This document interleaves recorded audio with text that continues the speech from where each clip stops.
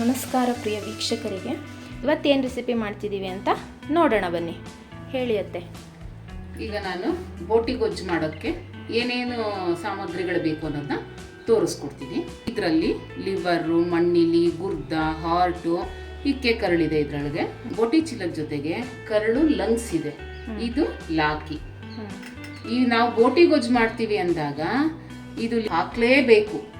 ಕೆಲವ್ರಿಗೆ ಗೊತ್ತಿರೋದಿಲ್ಲ, ಇದು ಹಾಕಿದ್ರೇನೆ ಅದು ಟೇಸ್ಟ್ ಬರೋದು. ಆಮೇಲೆ ನಾನಿಲ್ಲಿ 4 ಈರುಳ್ಳಿ ತಗೊಂಡಿದ್ದೀನಿ, 8 ಹಸಿಮೆಣಸಿನ್ಕಾಯಿ ತಗೊಂಡಿದ್ದೀನಿ, ರುಚಿಗೆ ತಕ್ಕಷ್ಟು ಉಪ್ಪು, ಕಸ್ತೂರಿ ಮೇಥಿ ತಗೊಂಡಿದ್ದೀನಿ. ಆಮೇಲಿಂದ ಇದು ಮನೆಯಲ್ಲೇ ಮಾಡಿರೋಂಥ ಗರಂ ಮಸಾಲ ಪೌಡ್ರಿಗೆ ಕಡಲೆ, ಚಕ್ಕೆ, ಲವಂಗ, ಗಸಗಸೆ, ಬಾದಾಮಿ ಸೇರಿಸ್ಕೊಂಡು ಪೌಡ್ರ್ ಮಾಡ್ಕೊಂಡಿದ್ದೀನಿ.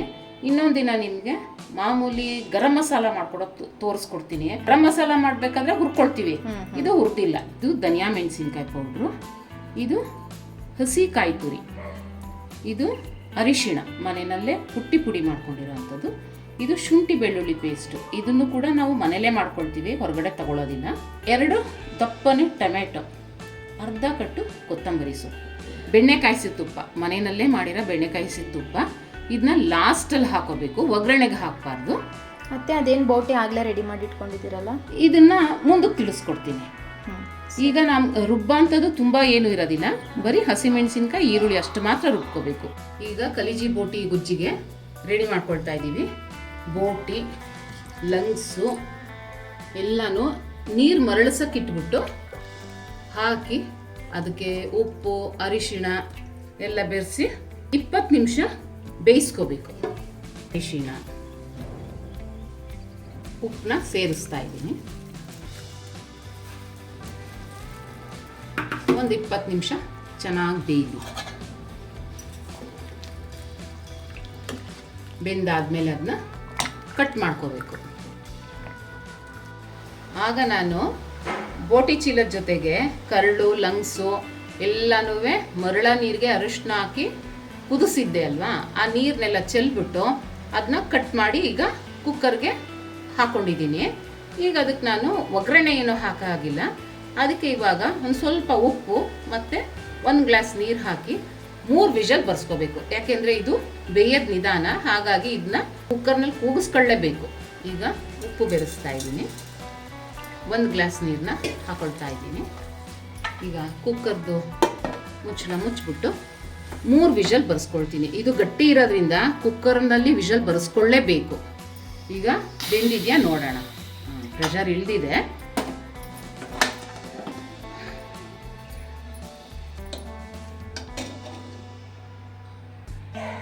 ಬೆಂದಿದೆ. ಬೋಟಿ ಗೊಜ್ಜಿಗೆ ಲಾಕಿನ ತಗೊಂಡಿದ್ದೀವಿ. ಇದನ್ನ ಬೋಟಿ ಗೊಜ್ಜು ಜೊತೆ ಲಾಕಿ ಮಿಕ್ಸ್ ಮಾಡಿದ್ರೇ ಅದು ಟೇಸ್ಟ್ ಚೆನ್ನಾಗಿ ಬರೋದು. ಇದನ್ನು ಹೇಗೆ ರೆಡಿ ಮಾಡ್ಕೊಳ್ಳೋದು ಅನ್ನೋದನ್ನ ತೋರಿಸ್ತೀನಿ. ನೀರನ್ನ ಮರಳಕ್ಕೆ ಇಟ್ಕೋಬೇಕು. ಇಟ್ಕೊಂಡು ಈ ಲಾಕಿನ ಅದರೊಳಗೆ ಹಾಕಬೇಕು.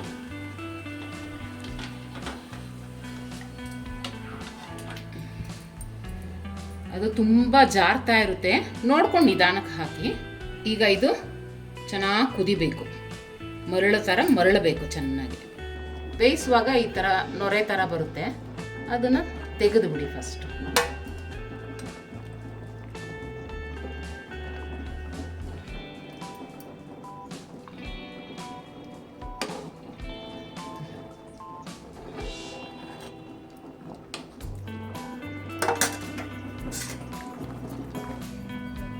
ಈಗ ನಾನು 20 ನಿಮಿಷ ಬೇಯಿಸ್ಕೊಂಡಿದ್ದೀನಿ.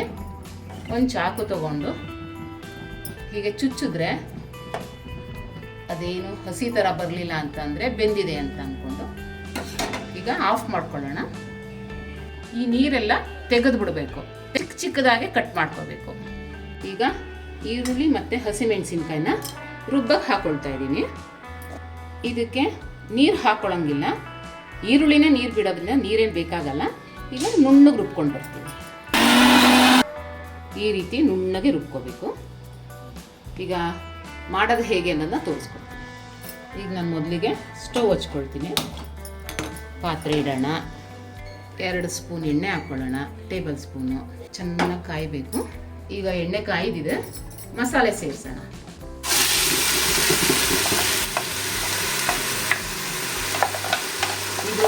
ಹಸಿ ವಾಸನೆ ಹೋಗೋ ತನಕ ಹುರ್ಕೊಳ್ಬೇಕು.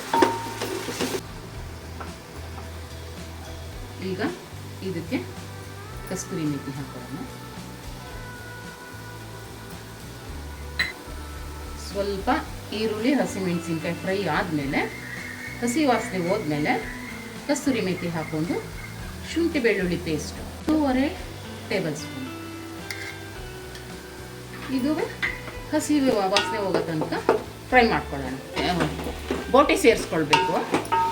ಈಗ ಫ್ರೈ ಆಗಿದೆ. ಸ್ವಲ್ಪ ನೀರು ಸೇರಿಸ್ಕೊಳ್ಳೋಣ. ಮಧ್ಯ ಮಧ್ಯ ನೀರು ಸೇರಿಸ್ಕೋಬೇಕು. ಇದು ಬೋಟಿ ಬೇಯಿಸ್ಕೊಂಡಿದ್ವಲ್ಲ, ಕ್ಲೀನ್ ಮಾಡಿದ್ಮೇಲೆ ಬೇಯಿಸ್ಕೊಂಡಿದ್ವಲ್ಲ ಆ ನೀರು. ಈಗ ಇವರು ಮಣ್ಣಿಗೆ ಗುಡ್ಡ ಹಾಲು ಇಕೆಗಳು ಎಲ್ಲವೇ ಸೇರಿಸಿ.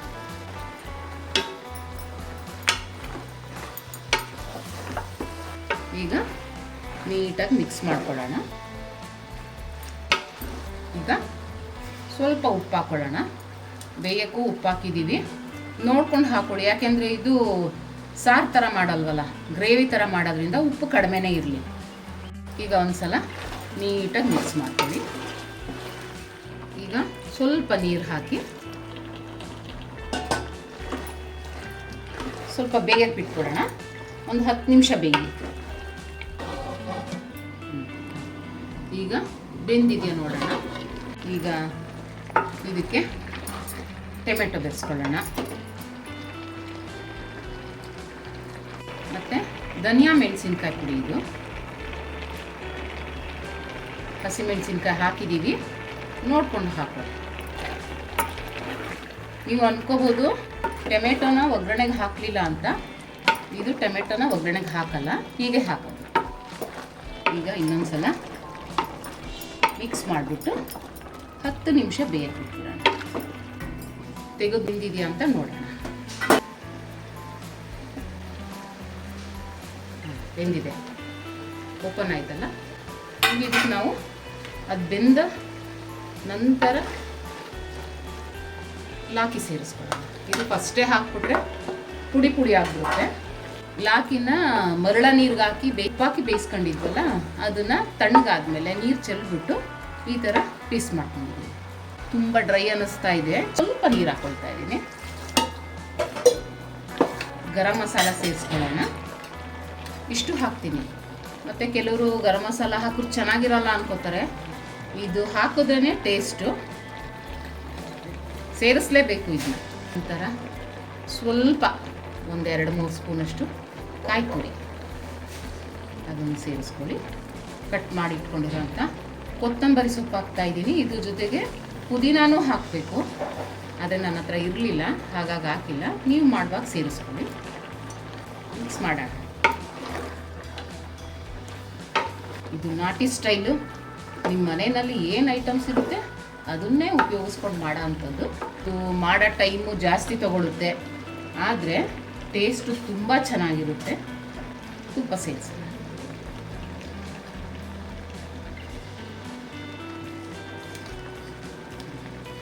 ಸಾಕು.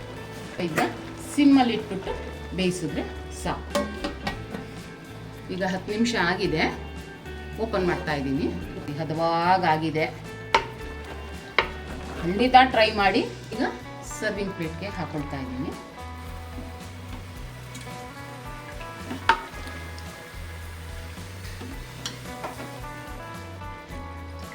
ಈಗ ನನ್ನ ಹಸ್ಬೆಂಡ್ ಕೊಡ್ತೀನಿ, ಅವ್ರು ಹೇಗಿದೆ ಅಂತ ತಿಂದು ಹೇಳ್ತಾರೆ. ಆಮೇಲೆ ಚಪಾತಿ ಸೇರಿಸ್ಕೊಂಡು ಒಂದ್ಸಲಿ ತಿಂದು ನೋಡಿ. ಬರೀ ತಿಂದಾಗ ಭಾಳ ರುಚಿಯಾಗಿದೆ. ಚಪಾತಿ ಜೊತೆಗೆ ಇನ್ನೂ ಸೇರ್ಕೊಂಡು ತಿಂದರೆ ಇದಿನ್ನೂ ಒಳ್ಳೆ ಕಾಂಬಿನೇಷನ್ನು.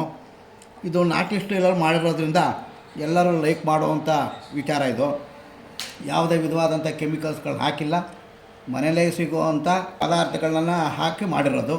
ಇದನ್ನು ನೀವು ಟ್ರೈ ಮಾಡಿ, ಲೈಕ್ ಮಾಡಿ.